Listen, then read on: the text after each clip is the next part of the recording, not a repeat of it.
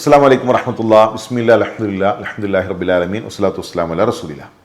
ഏറെ സ്നേഹമുള്ള കൂട്ടുകാരെ, നമ്മൾ ഇതുവരെ ഒരു രാത്രി നമസ്കാരവും റമദാനിൽ ഒഴിവാക്കാത്ത ആരാണുള്ളത്? സത്യസന്ധമായി പറയണം, ഒരു രാത്രി നമസ്കാരം പോലും ഞാൻ ഒഴിവാക്കിയിട്ടില്ല എന്ന്.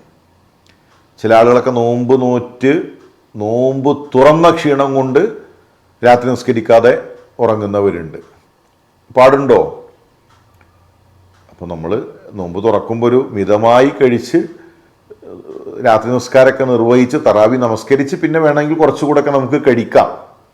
അല്ലാതെ നമസ്കാരങ്ങൾ നഷ്ടപ്പെടുത്തരുത്.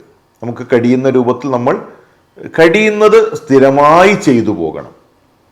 ആദ്യത്തെ തറാവി വളരെ ഉഷാറായി 11 റക്അത്ത് നമസ്കരിച്ചു, പിന്നെ ഒരു 7 പിന്നെ 5 പിന്നെ ആളെ കാണാനേ ഇല്ല പള്ളിയിലേക്ക്. അങ്ങനത്തെ അവസ്ഥ ഉണ്ടാക്കാൻ പാടുണ്ടോ?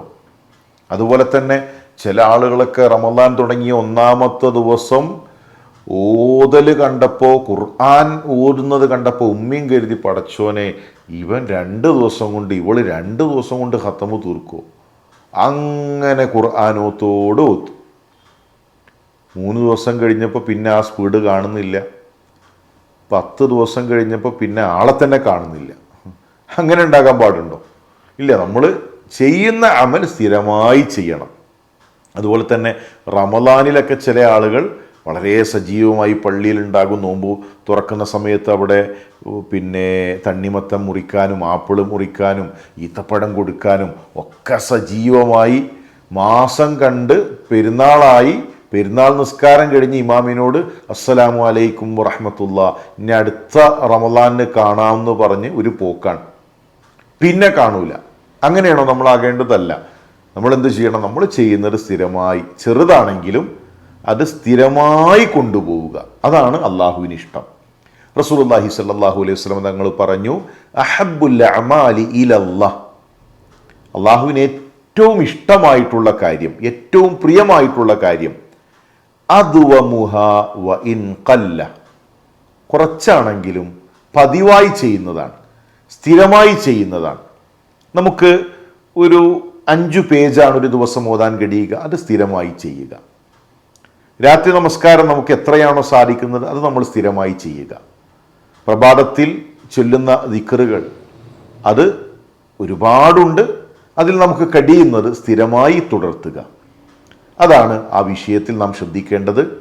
അല്ലാതെ ഒരു സീസണിൽ ഭയങ്കര ആവേശം, ഭയങ്കര ഈമാൻ, പിന്നെ തീരെയില്ല, അങ്ങനെയല്ല. പരമാവധി അമലുകൾ സ്ഥിരമായി തുടർത്താനാണ് നമ്മൾ പരിശ്രമിക്കേണ്ടത്. അതുപോലെ തന്നെ ഇന്നത്തെ ചോദ്യം എന്നുള്ളത്, ഖുർആനിൽ ഒരുപാട് സൂറത്തുകളുണ്ട്, 114 സൂറത്തുകൾ നമ്മൾ മനസ്സിലാക്കി. അതിൽ പ്രവാചകന്മാരുടെ പേരുള്ള സൂറത്തുകൾ ഏതാണ്?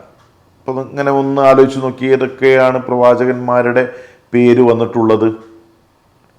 സൂറത്തു യൂനുസ് അല്ലേ? സൂറത്തു യൂനുസ് എന്നൊരു സൂറത്തുണ്ട്, സൂറത്തു യൂസുഫുണ്ട്,